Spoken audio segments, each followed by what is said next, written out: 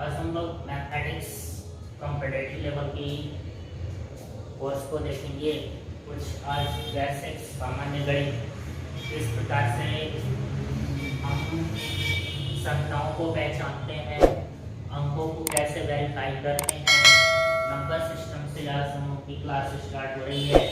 संख्या पद्धति आज की क्लास 6, 7, 8, 9, 10 छोटी क्लास की जो बच्चे हैं वे लोग इस क्लास को देख सकते हैं। अदरवाइज कॉम्पिटिटिव लेवल पर भी क्लासेस मैथ्स की चलती हैं। छोटी क्लास से भी कॉम्पिटिटिव लेवल की क्लास की गणित उठाती है। उसी में बच्चे कंफ्यूजन में आ जाते हैं कि संख्याएं क्या है, क्रमागत संख्या क्या है, शून्य संख्या क्या है, काल्पनिक संख्या क्या है, वास्तविक संख्या क्या है। छोटी छोटी गिनती में ही बहुत सारे कंफ्यूजन रहती है। फिलहाल इस वीडियो को स्किप न करते हुए अंत तक देखिए, तो गणित की हर एक नंबर्स, हर एक संख्याओं को यहाँ से आप वेरीफाई कर सकते हैं, प्राप्त कर सकते हैं, जान सकते हैं।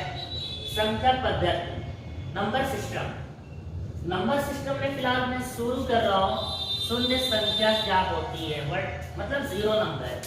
तो जीरो नंबर एक परफेक्ट नंबर होता है। जीरो नंबर यानी कि शून्य से स्टार्ट होती है। शून्य अंक को आप समझ रहे हैं, शून्य क्या है, एकदम जीरो लेवल से शून्य स्टार्ट होती है, उसी को हम शून्य संख्या कहते हैं। दूसरी चीज यहाँ पर दशमलव संख्या।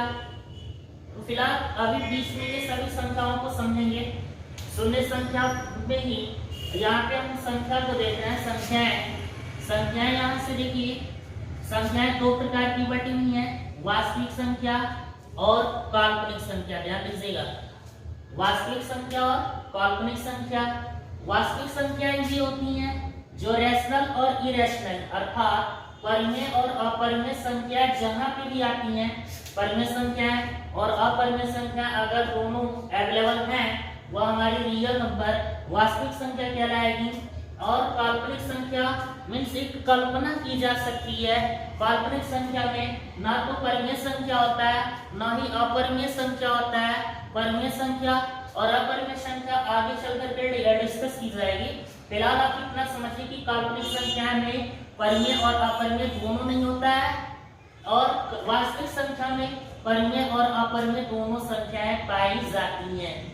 अब ध्यान दीजिए, इसी वास्तविक संख्या को दो भागों में डिवाइड किया गया है, परिमेय संख्या और अपरिमेय संख्या। अपरिमेय संख्या पहले हम समझते हैं, जैसे कड़ी में 2, कड़ी में 3, माइनस कड़ी में 5, या मतलब और भी नंबर्स होती हैं, तो इसको हम देख रहे हैं, ये अपरिमेय संख्या है। ठीक है, अपरिमेय संख्याओं का समूह, जिससे हम अपरिमेय संख्या वे संख्या होती है जिन्हें हम p/2 के रूप में ना बदल सकें, अर्थात जिन्हें हम भिन्न में ना बदल सकें, परफेक्ट नंबर में ना आ सके, तो अपरिमेय संख्या कहलाएगी p/2 के रूप में। ठीक है ना जी। फिलहाल अब इसके बाद हम बात करते हैं परिमेय संख्या।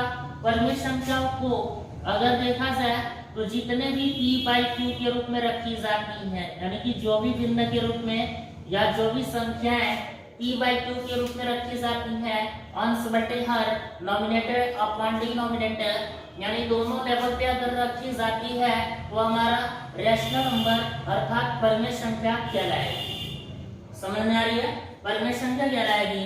अब ये परिमेय संख्या पूर्णांक यानी दो प्रकार की हो रही है, पूर्णांक हो रहा है, और पूर्णांक के बाद एक और चीज आ रही है, भिन्न। तो ध्यान दीजिए, भिन्न वही चीज जैसे p/2 के रूप में कन्वर्ट किया जाए। अभी कंपटीशन लेवल पे आपको एक क्लास होती है भिन्न की, और भिन्न की क्लासेस आप लोगों की नेक्स्ट क्लासेस में बताई जाएगी। एक संख्याओं के विषय में बहुत ही बेहतरीन और डीप से बताई जाएगी, और ट्रिक्स के साथ बहुत ही कम समय में, है ना, बहुत ही कम समय में लंबी से लंबी संख्याओं का सॉल्व आप निकाल सकते हैं। बहुत ही कम समय में सारी ट्रिक्स को बताई जाएगी। फिलहाल आप समझिए, परिमेय संख्याएं, पूर्णांक और भिन्न, ये दो लेवल में बांटा गया है, दो कैटेगरीज में बांटा गया है, पूर्णांक और भिन्न के रूप में। अब हम पूर्णांक की बात करते हैं। ठीक है, सॉरी यहाँ पे भिन्न की बात करते हैं तो भिन्न हमारा p बाई क्यू के रूप में अटैच होगा, वही हमारा परिमेय संख्या होता है, अंश बटे हर के रूप में अटैच है, मीन्स वो फ्रैक्शन है ना, रेशनल नंबर है, परिमेय संख्या है। ठीक है, तो फ्रैक्शन को जैसे मान लीजिए 3/4, 1/2, 5/7, तो मीन्स ये सब हमारा क्या है, फ्रैक्शन है। और फ्रैक्शन को अंश बटे हर के रूप में वेरीफाई किया जाए, सॉरी ये जो परिमेय संख्या होती है तो परिमेय संख्या में जो p बाई क्यू के रूप में रखी जा रही है, तो यहाँ पे एक शर्त ये होता है कि q बराबर नहीं होना चाहिए 0 की। यदि यह शर्त मंजूर है, यानी q जो नीचे का हर है, यदि q बराबर नहीं है 0 के, तो वह परिमेय संख्या मानी जाएगी। और परिमेय संख्या ही हमारा क्या है, भिन्न है, अंश और बटे हर के रूप में रखी जाती है। यहाँ देखिए इसको कैटेगराइज यहाँ पे रखा हुआ है पूर्णांक। पूर्णांक हमारा क्या इंटीजर है, ठीक है, पूर्णांक हमारा इंटीजर है। पूर्णांक का मतलब आप समझ सकते हैं पूर्ण अंक, ठीक है, पूर्ण अंक, पूर्णांक होता है पूर्ण अंक। तो इस कंडीशन में ये फ्रैक्शन जो होता है आंशिक होते हैं, आंशिक नंबर होते हैं, कुछ अंश होते हैं, है ना, फ्रैक्शन। और ये जो पूर्णांक होता है परिमेय का, वो परफेक्ट नंबर होता है, पूर्ण संख्या होता है। और पूर्ण संख्या में क्या क्या, -2, -1, 0, 1, 2, मीन्स यहाँ देखिए अब पूर्णांक को भी कैटेगराइज की गई है, यहाँ हम पूर्णांकों को भी कैटेगराइज किया गया है। अब पूर्णांक में देखिए यहाँ पे ऋणात्मक संख्या है, यहाँ पे धनात्मक संख्या है और यहाँ पे शून्य है। तो ये पूर्णांक हमारा 3 कैटेगराइज में डिवाइड हो रही है, यानी कि शून्य जो 0 लेवल हमारा स्टार्ट होता है, 0 से अगर आगे बढ़ेंगे मीन्स दाहिने तरफ बढ़ेंगे तो उस कंडीशन में हमारा धनात्मक संख्या होती है। यदि शून्य से बाएं तरफ अगर खिसकते हैं तो हमारा ऋणात्मक संख्या स्टार्ट हो जाती है।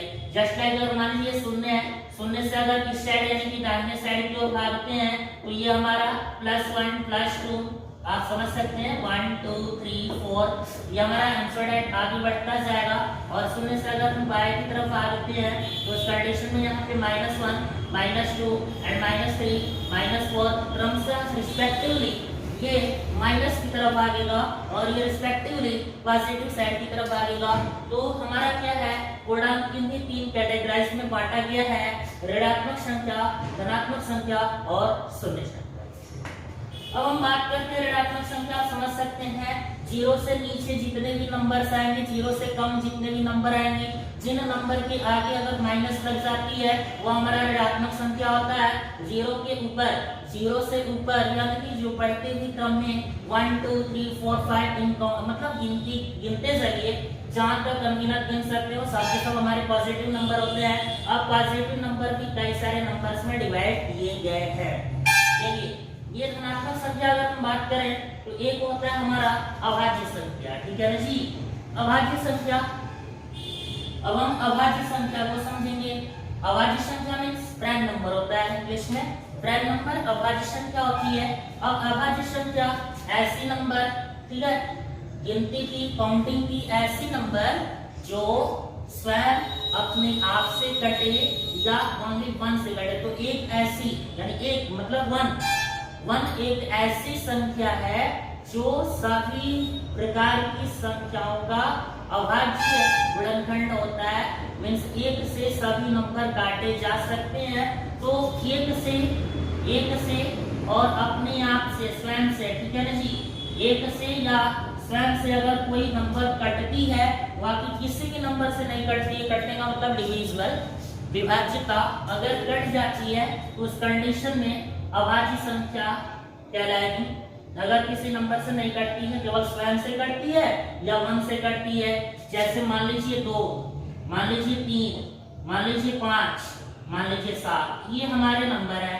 तो 2 3 5 7, ठीक है, 2 को अगर आप देखिए तो कोई ऐसा नंबर नहीं होगा पूरी काउंटिंग में, पूरी गिनती में अगर ढूंढ लीजिए तो 2 को कोई ऐसी संख्या नहीं है जो काट सके, सिर्फ 1 के अलावा, सिर्फ 1 के अलावा 2 को कोई ऐसी संख्या नहीं है जो स्वयं और 1 के अलावा किसी और नंबर से कट जाए। 3 को भी देख लीजिए, 3 भी एक ऐसी संख्या है जो सिर्फ अपने आप से कटेगा और नहीं तो 1 से कटेगा, ठीक है। 5 भी देखिए सिर्फ अपने आप से कटेगा नहीं तो 1 से कटेगा। 7 भी देखिए सिर्फ अपने आप से कटेगा, नहीं तो 1 से कटेगा। तो यही हमारा नियम होता है अभाज्य संख्या प्राइम नंबर। जिन बच्चों को डाउट हो रहा है प्राइम नंबर क्या होता है, अभाज्य संख्या क्या हो रहा है, आज तक क्लियर नहीं हुआ था, आप कवर कर लीजिए, इसको देख लीजिए, समझ लीजिए कि जो संख्या 1 से और स्वयं से कट जाती है अभाज्य संख्या कहलाती है। साथ ही साथ हम सह अभाज्य संख्या की बात करेंगे को प्राइम नंबर की। तो को प्राइम नंबर में यानी कि सह माने साथ में दो लोग, जैसे मान लीजिए कोई ऐसी नंबर जो दो संख्याओं से कट जाती है, 2 5 साथ में आ गया, ठीक है, 3 5 साथ में आ गया। अब एक संख्या उठाइए, जैसे मान लीजिए 10, तो 10 को देखिए 2 भी काट रहा है, 10 को देखिए 5 भी काट रहा है, दोनों अभाज्य संख्या एक साथ, मतलब ये दोनों संख्या एक ही नंबर को काट सकती हैं, सह अभाज्य संख्या कहलाएगी। 3 5 भी 15 को नंबर उठा लीजिए, 5 से काटिए, 3 से काटेंगे तभी भी 15 कट जाएगा, और 5 से भी काटेंगे तभी भी 15 कट जाएगा।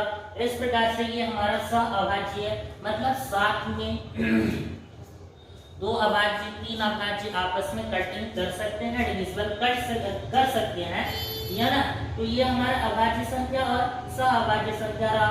ये सब धनात्मक संख्या के अंतर्गत बात हो रही है, ठीक है, ये पॉजिटिव नंबर के अंतर्गत बात हो रही है अभाज्य संख्या और सह अभाज्य संख्या की। अब फिलहाल हम बात करते हैं भाज्य संख्या, ठीक है जी। अभाज्य संख्या मतलब ऐसा समझिए, भाज्य मतलब भाज्य कट जाता है, डिविजिबल हो जाता है ना। यहाँ पर भाज्य ऐसे नंबर जो अपने आप से तो कटती है, 1 से तो कटेगा ही कटेगा, श्योर है। इसके अलावा किसी भी नंबर से कटती है, इसके अलावा किसी और नंबर से कटती है तो अभाज्य संख्या क्या लाएगा। मान लीजिए 15 है, ठीक है, संख्या उठा लीजिए सीधा 15, तो 15 तो अपने आप से कटेगा, 15 1 से भी कटेगा, ये तो श्योर है, वो तो शर्त रहेगा ही जो अभाज्य संख्या में है। उसके साथ साथ एक प्लस में आ जाएगा, 15 को देखिए 3 भी काट सकता है, 5 भी काट सकता है, और ये नंबर भी इसी तरह से फॉर एग्जांपल समझ सकते हैं, जो अपने आप से तो कटेगी, हाँ ना, और 1 से कटेगी, बाकी अदरवाइज किसी और नंबर से भी यदि कटती है तो उस कंडीशन में भाज्य संख्या कहलाएगी।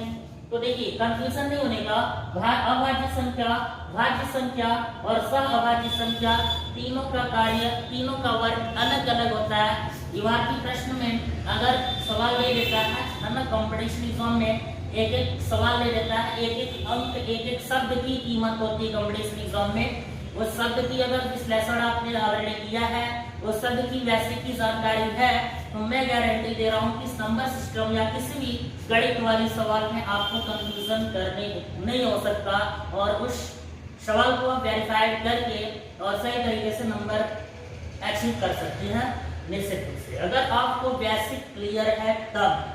अगर थोड़ी सी भी डाउट आ जाती है किसी सवाल में, कोई ऐसे अंक से या किसी भी लेवल से अगर कहीं डाउट्स आ जाती है, तो 100% सवाल आप गलत करके आ जाते हैं, जानते हुए भी सवाल आप गलत कर देते हैं। इसलिए आप सभी नंबर सिस्टम के विषय में मैं कह रहा हूँ कि इसको एकदम बेहतरीन तरीके से समझने की कोशिश करिए। अब हम बात करते हैं सम संख्या की। सम संख्या एवं नंबर होता है। अब सम संख्या तो ये बहुत ही छोटी संख्या है, छोटी छोटी क्लासेस से आप पढ़ती हुई आ रहे हो। सम संख्या क्या होता है, ऐसी संख्या जो 2 से कट जाए, यानी कि रिमाइंडर 2 से काटने पर रिमाइंडर उसका 0 बचे, है ना। अगर कोई भी संख्या बटे 2 कर लीजिए और 2 काटने के बाद रिमाइंडर उसका एकदम राइट, रिमाइंडर अगर 0 आए, रिमाइंडर यदि 0 आता है, नंबर को 2 से काटने पर रिमाइंडर यदि 0 आता है तो सम, यदि नंबर को 2 से काटने पर रिमाइंडर 1 आता है तो हमारा विषम। ये सम और विषम में अंतर होती है। यदि 2 से काटेंगे, ठीक है ना, 2 से अगर किसी भी नंबर को काटेंगे तो उसका या तो शेषफल 0 प्राप्त होगा, नहीं तो 1 प्राप्त होगा। 2 से काटेंगे तो 2 तो प्राप्त होगा नहीं, या तो 0 प्राप्त होगा, नहीं तो 1 प्राप्त होगा। यदि शेषफल हमारा 0 प्राप्त है तो उस कंडीशन में हमारा संख्या हमारा इवन नंबर मानी जाएगी। अगर वह संख्या का जो रिमाइंडर है अगर 1 आती है तो 100% वो विषम संख्या मानी जाती है। इस कंडीशन में ये सम और विषम का स्ट्रक्चर है पहचानने का। और भी एक नियम है सम को अगर आप इकाई वाले स्थान पर अर्थात 1 किसी भी संख्या के 1 वाले स्थान पर अगर ये नंबर 0, 2, 4, 6 और 8 ये 5 नंबर अगर इकाई के स्थान पर अगर आती हैं वह सम संख्या मानी जाती है। 2 से डिवाइड ना करने की जरूरत ही नहीं है, ये एक अलग पहचान होती है। यदि भी सम संख्या में 1, 3, 5, 7 और 9 ये 5 अंक अगर इकाई के स्थान पर आते हैं तो वह विषम संख्या मानी जाती है। या तो ये दो तरीके हैं, या तो नंबर इकाई के स्थान पर याद कर लीजिए, या डायरेक्ट आप सिंपल तरीका यही है कि उस नंबर को 2 से काटिए, यदि 0 आता है तो सम और यदि 1 आता है तो विषम। बहुत सारे बच्चे डाउट्स में रहते हैं, सर एवं नंबर नहीं समझ आती है, ऑड नंबर नहीं समझ आती है, सिंपल क्वेश्चंस नहीं समझ में आती है। तो बस ये कमी होती है सिर्फ बेसिक नो नॉलेज होने के कारण। नॉलेज क्लियर रूप से नहीं वेरीफाई करते हैं लोग, इस वजह से डाउट्स में रहते हैं। तो निश्चित रूप से ये सभी के सभी ये हमारी वास्तविक संख्याओं का डिटेक्ट चल रहा है। इधर हमने परिमेय संख्या अपरिमेय संख्या के विषय में एकदम गहराई से मैंने बताया कि किसी भी प्रकार की कोई ऐसी संख्या नहीं है जो इस वर्ड पे ना लिखा हो, ठीक है। गणित की कोई ऐसी संख्या नहीं है जिस वर्ड पे ना लिखा हो, और इन सभी संख्याओं से आप बेहतरीन तरीके से समझ सकते हैं। फिलहाल थोड़ा सा और हम पूर्णांक संख्या के विषय में डिस्कस करेंगे, ये अलग से थोड़ा सा अलग हट करके, बहुत थोड़ा सा ही है, ज्यादा विशेष नहीं है। पूर्णांक संख्या में ये 3 अभी मैंने बताया कि पॉजिटिव होता है, नेगेटिव होता है और 0 होता है। अभी इधर ये बताया मैंने कि पूर्णांक धनात्मक होता है, ऋणात्मक होता है और शून्य होता है। उसी तरीके से इस पूर्णांक को मैंने पॉजिटिव, नेगेटिव और 0 वाले नंबर में कैटेगराइज कर दिया है। ध्यान दीजिएगा कि पॉजिटिव में भी है ना, धनात्मक संख्या में भी सम पॉजिटिव होती है, यानी कि सम धनात्मक संख्या। प्रश्न में कभी सवाल कर देता है कि सम धनात्मक संख्या, या प्रश्न में सवाल कर देता है विषम धनात्मक संख्या। तो सम धनात्मक ऐसी धनात्मक संख्या जो 2 से कटे और उसका रिमाइंडर 0 है, सम धनात्मक होगी, धनात्मक प्लस होना चाहिए। और विषम धनात्मक उसका रिमाइंडर अगर 1 आता है और प्लस में है तो हमारा विषम मतलब धनात्मक हो जाएगा। उसी तरीके से ये है कि हमारा ऋणात्मक सम है ना, सम संख्या यानी ऋणात्मक सम संख्या तो माइनस लग जाएगी, अगर ऋणात्मक विषम संख्या तो माइनस लग जाएगी। तो सम और विषम ज्ञात करने का सिंपल अभी जस्ट मैं भी नीचे बता रहा हूँ, उसी तरीके से इसको वेरीफाई कर लेंगे। ये हमारा रहा पूरा संख्या। अब हम बात करते हैं, ये शून्य संख्या स्टार्ट किए थे, शून्य संख्या आप सभी को समझ में आ रहा है। पहले हम बात करेंगे दशमलव संख्या। तो दशमलव संख्या में सिंपल जो फ्रैक्शन होते हैं, ठीक है जी, जो फ्रैक्शन होते हैं, अगर मान लीजिए 1/5 है तो इसको दशमलव में बदलने के लिए 4/10 है तो इसको सिंपल बदलने के लिए 0.4 है, 4/10 है 0.4 में 6 कर देंगे, या 3/4 है ना। जो भी संख्या यानी मन भिन्न ही संख्या है, इसको क्या करते हैं, हर से अंश में डिवाइड करते हैं, और डिवाइड करने के बाद जब रिमाइंडर 0 नहीं आता है तो दशमलव लगा करके उसको 0 तक लेके जाया जाता है।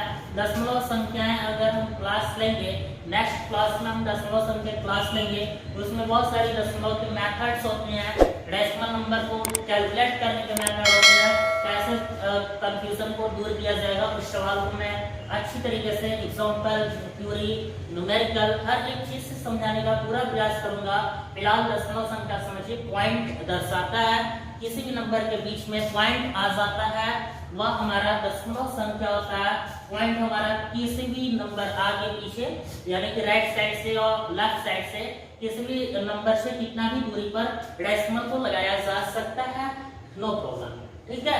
फिलहाल हम बात करते हैं प्राकृतिक संख्या की। ओके, प्राकृतिक संख्या क्या होती है ये आप समझ सकते हैं। प्राकृतिक संख्या, यहाँ पर जो भी प्राकृतिक संख्या है समझने के लिए थोड़ी सी, यहाँ पे प्राकृतिक संख्या जो है ये 1 से स्टार्ट होगी। हेलो, 1 से, यानी कि 1 2 3 4 5 ये ऐसे करते करते आप जहां तक लिख लीजिए अनगिनत इन्फिनेटिव तक लिख लीजिए, यानी कि वह संख्या हमारा 1 से स्टार्ट होना चाहिए। यदि 1 से संख्या स्टार्ट हो रहा है तो हमारा क्या है, प्राकृतिक संख्या। इंग्लिश में इसको नेचुरल नंबर भी बोला जाता है। ये हमारा 1 से स्टार्ट होने वाली नंबर। अगर थोड़ी सी चेंजिंग पूर्ण संख्या में ये होती है, हल्का सा चेंजिंग होता है। अगर यही नंबर अगर हम 0 से स्टार्ट कर देते हैं, 0 1 2 3 4, तो ये नंबर हमारा पूर्ण संख्या परफेक्ट नंबर बन जाता है। ओके, यानी कि ये हमारा परफेक्ट नंबर है। 0 से स्टार्ट होने वाली नंबर और 1 से स्टार्ट होने वाली नंबर नेचुरल नंबर है। तो परफेक्ट नंबर और नेचुरल नंबर में कोई डिफरेंस, सिंपल डिफरेंस। 1 से स्टार्ट होगा तो नेचुरल, 0 से स्टार्ट होगा परफेक्ट। ओके, तो इस तरीके से हमारा 0 संख्या, दशमलव संख्या, प्राकृतिक संख्या और पूर्ण संख्या को वेरीफाइड मैंने किया।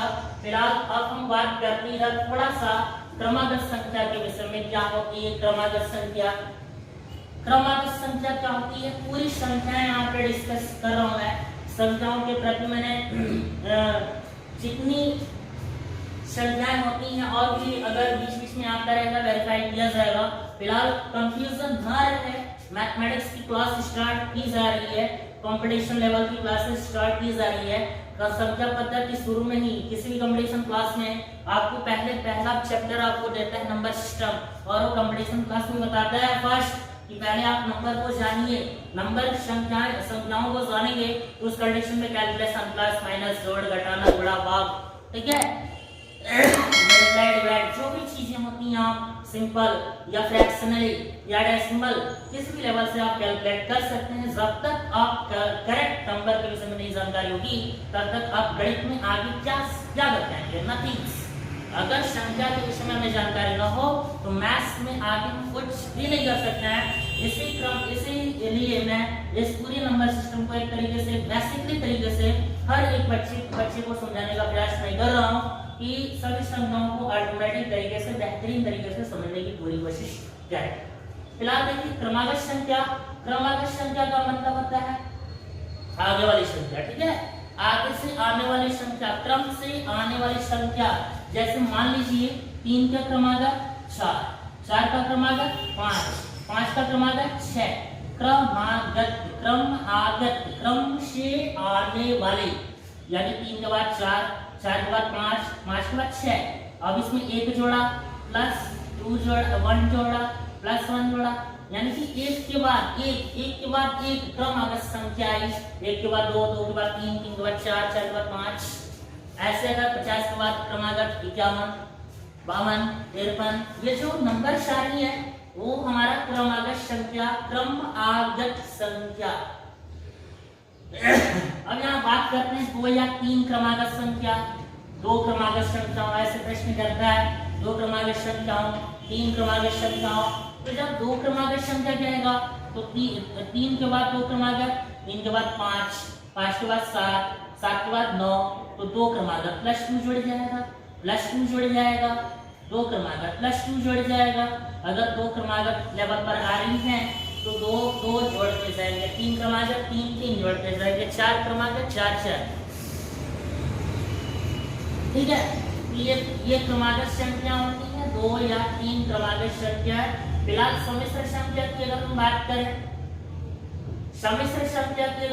करें, तो ये सम्मिश्र संख्या, ये सीधा समझ लिया अभी आप लोगों ने वास्तविक संख्या और यहाँ पे काल्पनिक संख्या को समझा था, ठीक है। यहाँ पे हमने अभी काल्पनिक संख्या और वास्तविक संख्या को समझा था। जब हम वास्तविक संख्या और काल्पनिक संख्या को एक पास मिला देते हैं उस कंडीशन में हमारा ये बन जाता है कॉम्प्लेक्स नंबर, सम्मिश्र संख्या बन जाती है। तो नियर अबाउट मैंने इन सभी संख्याओं के विषय में समझाने का पूर्ण प्रयास किया और मुझे उम्मीद है कि ये संख्याएं क्लियर रूप से समझ में आ रही होगी। ओके।